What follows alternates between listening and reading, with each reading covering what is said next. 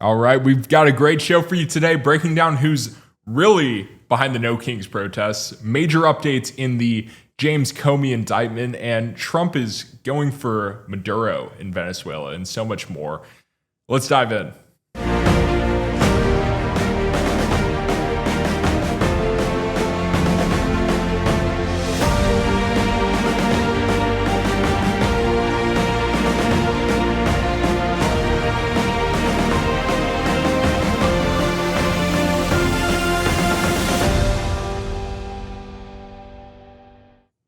And welcome to the Gateway Pundit's DC Dive. I'm Jordan Conradson. It's Tuesday, October 21st, and I don't know about you, but I'm absolutely shaken up right now. Until this weekend's No Kings protest, I did not realize how strong the opposition against Trump and the America First movement is in this country. Here was the protest in Boston over the weekend. Look at this. Millions of people across the country marching as we speak against the policies of President Trump. This is Boston. Look at that. We'll continue to follow these rallies throughout the day here on. I mean, look at that crowd. It's a big crowd. It must be a really serious movement. Except upon closer examination, this is what was really going on at the No Kings protests.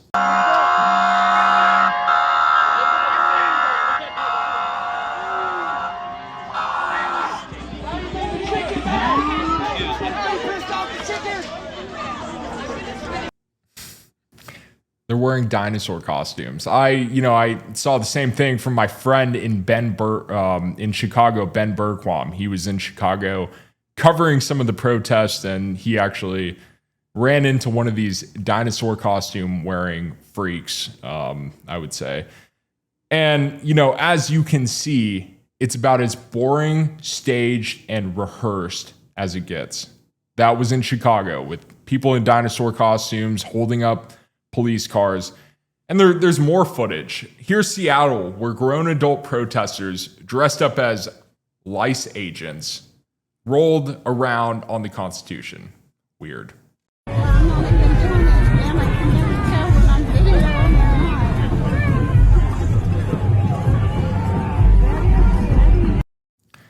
It's a clown show. And of course, would the freak show really be complete without an appearance from the ancient relic, Nancy Pelosi, who apparently took a break from trading stocks and insider trading? But no, it really would not. Here she is defiantly breaking a plastic crown. I'm going to tear up the crown. I'm surprised she didn't break a hip. There is literally nothing normal or natural about these people or this protest. Quite frankly, contrary to what MSNBC and the rest of the left-wing media would want you to believe, the fervor behind the anti-Trump movement just isn't there. Even Trump remarked on the protests, he was completely unbothered. He called it what it is, an utter joke. Watch. What's your response to the protests over the weekend, the No Kings protests? I think it's a joke. I looked at the people. They're not representative of this country. And I looked at all the brand new signs paid for, I guess it was paid for by Soros and other radical left lunatics. It looks like it was. We're checking it out. The demonstrations were very small, very ineffective, and the people were whacked out. When you look at those people, those are not representative of the people of our country. Mr. President, besides San Francisco... And by the way, I'm not a king. I'm not a king. I work my ass off to make our country great. That's all it is. I'm not a king at all. The people are whacked out, he said, and he's right. There's clearly financial backing behind these protests. The organic hatred for Trump simply isn't there. It's at least not what it used to be.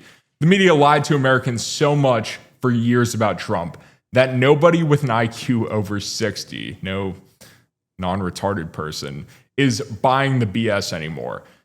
Anytime you see the left-wing media show large pictures of large crowds, anti-Trump crowds, you should immediately be suspicious.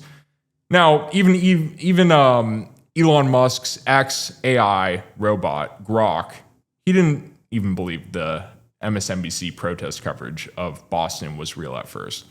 And originally, he reported that it was from a 2017 protest unrelated to the weekend's events. Understandable.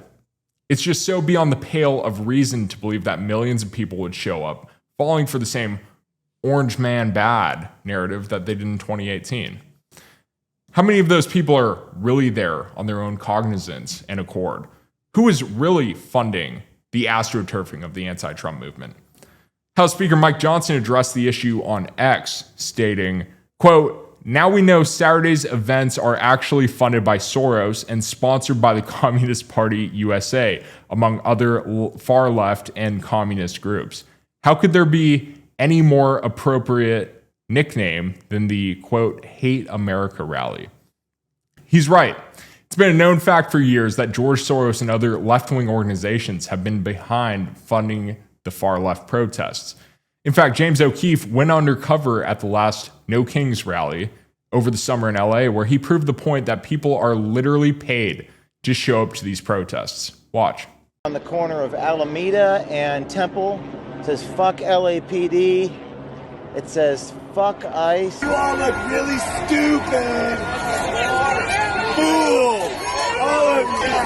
You look like a fool. You look like a fool. Who are you fighting, you idiot? Look at you up there. Looking like a fool. All of you. Wanna be a baller, shot caller, 20-inch blade on the Impala. Caller, get laid tonight. Swiss and roll tight, got spray behind. I hit the highway, making money the flyway. Some guy came up to me yesterday, was like, hey, sign up here for a protest on Saturday. I'm like, what do you... Group. But he got paid, and I'm like, bro, I'm trying to do that. Yeah, they do, yeah. They go around.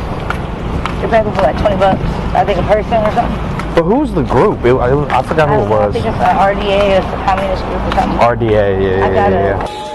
Clearly, there's plenty of money being thrown around to create this facade of Trump hate.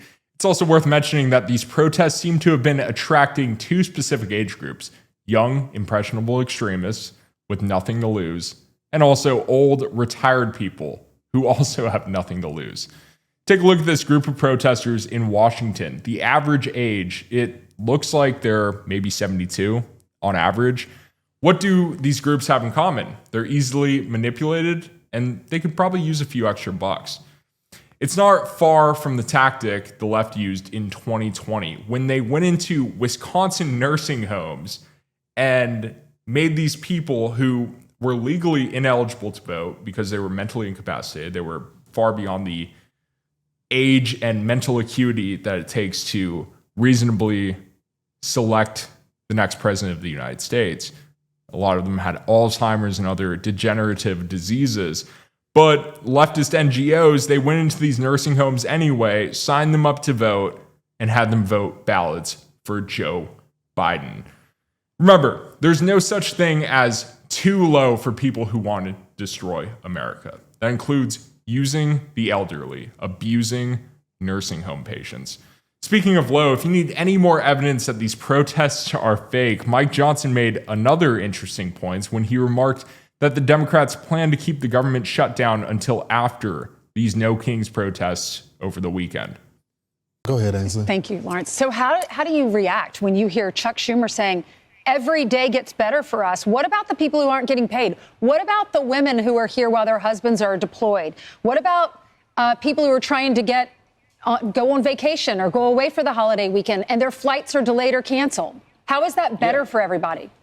Real harm to real people, and we're hearing it from our constituents. The House Republicans right now are in their districts working, trying to help people through this crisis that's being created by the Democrats. I mean, it's health services, it's nutrition services for young mothers and infant children. It's all manner of services that are provided. FEMA, they can't write flood insurance policies in the middle of a hurricane season because of this nonsense, and we're so angry about it. I mean, I'm a very patient guy. But I have had it with these people. They're playing games with real people's lives. The theory we have right now, they have a Hate America rally that's scheduled for October 18th on the National Mall. It's all the pro-Hamas wing and the Antifa people. They're all coming out. Some of the House Democrats are selling T-shirts for the event, and it's being told to us that they won't be able to reopen the government until after that rally because they can't face their rabid base. I mean, this is serious business hurting real people. And I'm beyond words. I can't believe they're actually doing this. Yeah, Mr. Speaker, you're talking about that No Kings rally. Real quickly before we move on to another topic. So it's all coordinated, at least coordinated enough to control Congress. That should really tell you who is in charge of our government. It should tell you how coordinated our entire government is. So the bigger issue we have isn't the fact that these protests are happening, seeing as though the hatred is mostly fabricated, but instead the fact that these are groups actively attempting to control the narrative in American politics. It's not the right versus the left. It's far from that. It's not Republican versus Democrat. It's us versus those who control the media narratives. Congress. Who controls Congress? That's the question we should all be asking right now. Coming up next, we are going to be diving into the James Comey indictment and some new details that are coming out of there. I want to tell you about District Copper. In our last spotlight, we introduced District Copper, trading under the ticker CAXPF in the US and DCOP in Canada, as a rising force in North America's critical minerals sector. District Copper is gaining traction in North America's critical minerals sector. The company has announced a strategic partnership with Reacher Gold LLC, a Nevada-based exploration firm focused on copper, gold, and silver. This marks District Copper's entry into the U.S. metals market, leveraging high potential assets with historical production and existing infrastructure. The move aligns with the U.S. government's push to secure domestic critical mineral sources, including copper, rare earths, and lithium, to bolster national security and supply chain resilience. Washington has recently invested into Canadian mining farms like Trilogy Metals, which saw its stock surge over 200% after a $35.6 million US government investment for a 10% equity stake. District Copper's binational strategy, combining its Canadian Copper Keg Project with new US assets, positions it uniquely in this geopolitical landscape. Partnering with Reacher Gold, known for sourcing undervalued US assets, aims to fast-track development and unlock near-term production. With progress at Copper Keg, a US listing, and the strategic partnership, District Copper, listed on the US Stock Exchange under the ticker CAXPF and the Toronto Stock Exchange under DCOP, could be the next big name for investors. This stock shows significant upside potential. Don't overlook it. Special thanks to District Copper for sponsoring today's video. Check the link in the description or go to districtcopper.com for more on their US partnership and future prospects.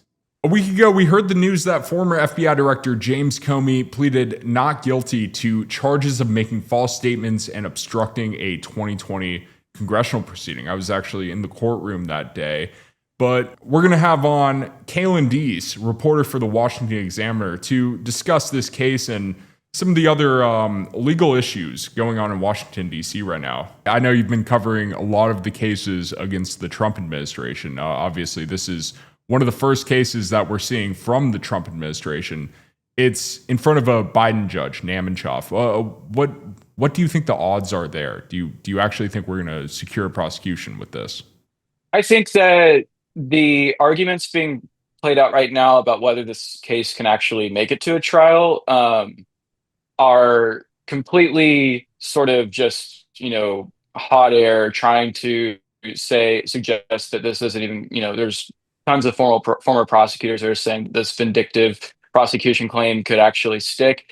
I find it to be something that is going to be less of an issue with this, but I do think that the issue is going to be, can an Alexandria-based jury actually come together and agree on counts and, find that they believe that Comey was lying to Congress and was obstructing the Congress, because, in fact, it sort of relates to what we saw yesterday with Comey's response saying that the indictment is predicated on factual inaccuracies about the ways in which that the that the exchange happened with Ted Cruz. They're trying to say that Cruz was asking compound questions of Comey, and that it was actually a bit of a more broad question about the role Andrew McCabe played when leaking. So I think that you that type of argument, that's what's being made in the collective and vindictive claim, but that's something that they can then present again to a jury. You're talking about a liberal jury that's going to hear that, and they're going to be thinking to themselves, who did I support in this? Because how are you going to get a jury that hasn't heard about this? I mean, they won't know all the underlying facts. They're not going to be like experts and maybe fanboys of this whole saga. But at the end of the day, they're going to have some sort of recollection of this. And you're talking about a jurisdiction that has overwhelmingly supported Democrats. I am just pessimistic about this overall. What I am looking forward to, though, is something that you can look to the feeds of people like Article 3 Project founder Mike Davis, who talks about how this Comey indictment, often will reference the term as an appetizer for what is really to come.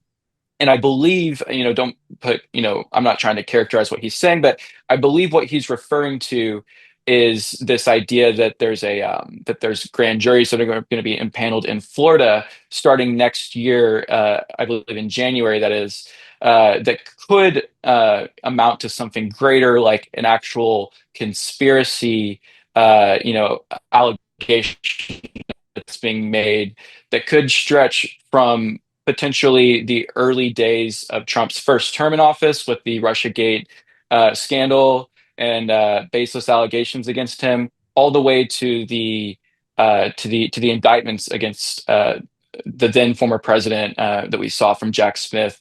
And I think that ultimately the government's best bet, this Trump administration, I think, would be to try to allege a conspiracy case, because we know that Donald Trump is the most persecuted president that this country has ever seen, and I think that it is worth exploring a conspiracy, allegation, because that ties up any statute of limitations issues. I mean, again, we're looking at a situation that if the Comey indictment was dismissed, this would be terrible for this specific allegation, because there's likely no way, or there's very limited ways that they could actually bring this to another case again, because the statute of limitations expired just a couple of days after the indictment was filed. So it's a very, I would say, it's a fragile case that's happening against Comey and Alexandria.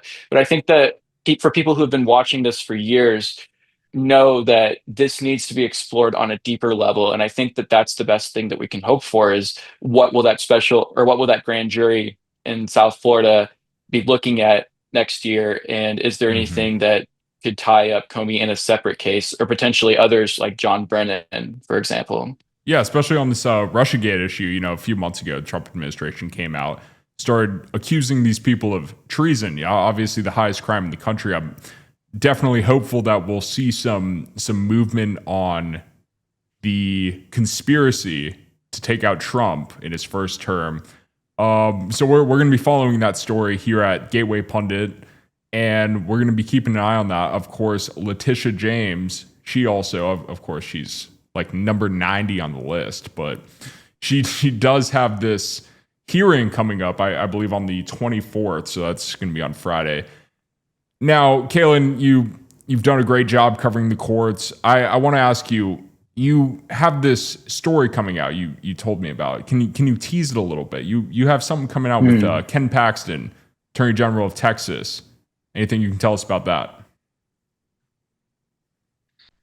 Yeah, so some exciting news that I can't actually explain more, because I have two Texas-related stories I've been working on. But the news today is that Ken Paxton assembled a coalition of 14 Republican states that are asking, essentially, for there to be more, thorough vetting processes when it comes to voter registration. So basically, for the states across the board to enforce the Constitution as it's written, that you must be a citizen in this country in order to vote. I know it's shocking to some people, maybe in other, MSLSD land or something like that. But it's actually something that's really great. I think that's happening right now ahead of the 2026 elections. That several, states attorney generals are trying to get the federal government to it was Monday was the last day for the notice and comment period to the Elections Commission that's weighing this rule change right now. But it would essentially, using the power of the federal government, push states more to be in compliance and make sure that they are in fact registering people when they register to vote, that they are checking to make sure that the people registering are citizens. That includes all the proper checks, paperwork, looking into make sure that they're actually properly citizens of this country. So I think that that's an effort that was sort of in tandem with America First Legal. They're doing great work on the ground every single day to ensure that the next elections are going to be safe and secure. The other thing in Texas that you're going to have to wait a little bit more on is just in a red-blooded conservative state like itself, you wouldn't expect there to be so much on the issue of illegal DEI happening, but there's a very large health network that is doing that, and I can't go into much more details at this time, but there are efforts right now in play to try to get a civil rights investigation started into this specific healthcare network, and you'll be able to read the name of that network in the morning Tuesday. So be on the lookout for that. Yeah, we will. And this thing coming out of Texas with voter registration and election integrity, I mean, that's the biggest issue in our country right now, is whether or not we have free and fair elections. Obviously, I spent some time in Arizona where the elections are compromised completely in every single way. So we're going to be following that story out of Texas, as well as the DEI at the medical facility in Texas. We're going to be following that very heavily. Kaelan, that's all the time we have. There's 587 different actual facilities that are under the same network. Wow. So it's more multiple than just facilities. one. Yeah. Yes. Well, Kaelan, how do we find you, by the way? What's your X, your social media? Yeah, you can find me on WashingtonExaminer.com. All of my articles are listed on there. And if you'd like to follow me on X, it's Kaelan DC. That's Kaelan DC. Incredible.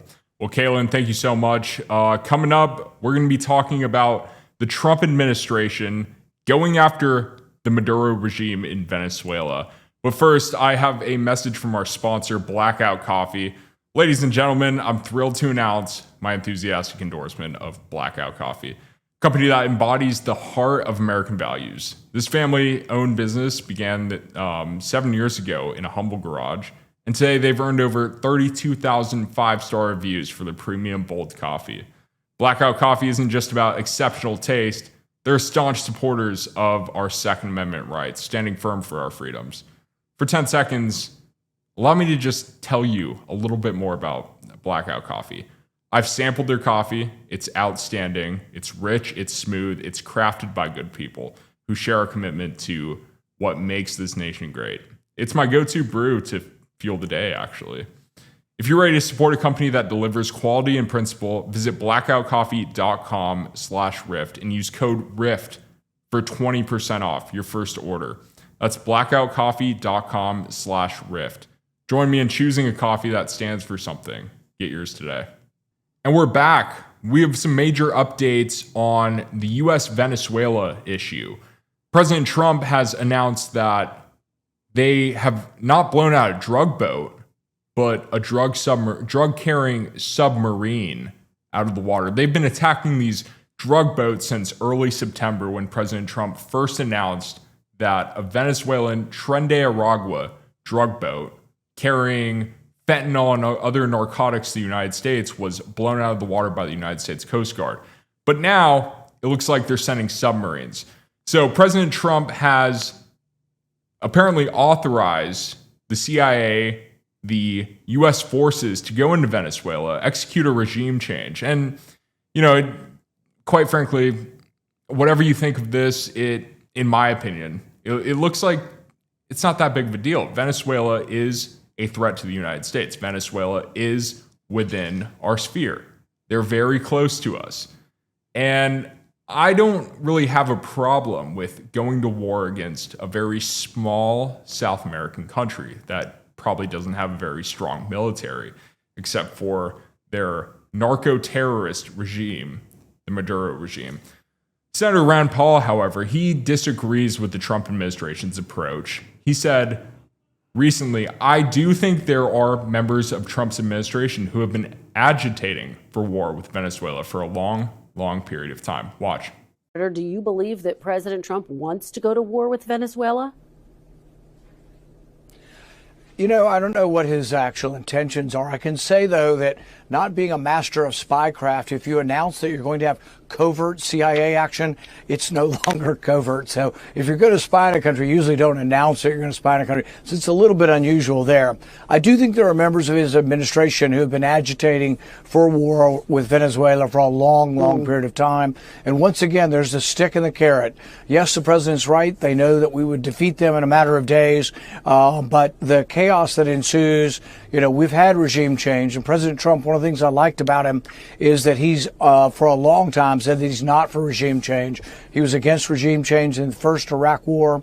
He was against regime change in Libya when President Obama promoted it. And out of both of those wars came, you know, trillions of dollars of expenditures, but also decades more of violence and instability and chaos. And with regard to Libya, the spread of weapons to terrorists all throughout sub-Saharan Africa. So regime change isn't always what you expect to get. No, he made a great point. It's not very covert if you're announcing it. Obviously, Trump is speaking openly about this. He's not trying to hide anything. Trump is putting Venezuela on notice in front of the entire world. And whether you agree with Rand Paul or not, I mean, Rand is good on some issues. That's why he's not president. He ran for president. He failed. But this comes after, of course, Trump authorized the CIA to conduct covert operations in Venezuela, which he actually explained this last week. Why did you authorize the CIA to go into Venezuela? And is there more information you can share about these strikes on the alleged? Well, I can't do that, but I authorized for two reasons, really. Number one, they have emptied their prisons into the United States of America. They came in through the they came in through the border. They came in because we had an open border policy. And as soon as I heard that, I said a lot of these countries, they're not the only country, but they're the worst abuser. Does the CIA have authority to take out Maduro? Oh, I don't want to answer a question like that. That's a ridiculous question for me to be given. Not really a ridiculous question, but wouldn't it be a ridiculous question for me to answer? But I think Venezuela is feeling heat, but I think a lot of other countries are feeling heat too. We're not going to let this country, our country, be ruined because other people want to drop, as you say, their worst. They have given us their worst. You gotta love how Trump responds to that question. Maybe it's not a ridiculous question, but it would be ridiculous for him to respond to it. He did, however, confirm that the operations with the CIA, they're not covert, they're very out in the open. He is showing something to Maduro that he knows Maduro is going to respond to.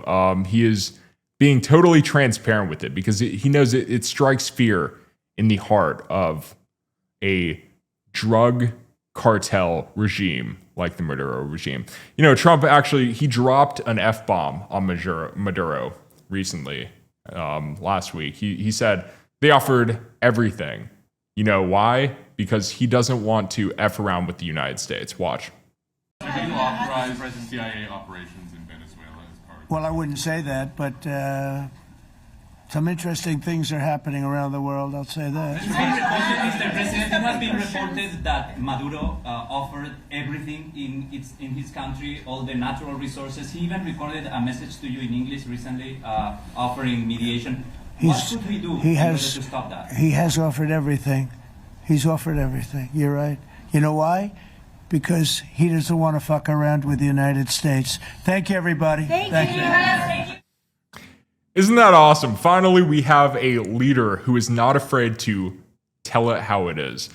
You know, I disagree with Rand Paul. I more agree with Trump, except why stop at a regime change? Why not go all out war with Venezuela? Why not take Venezuela over?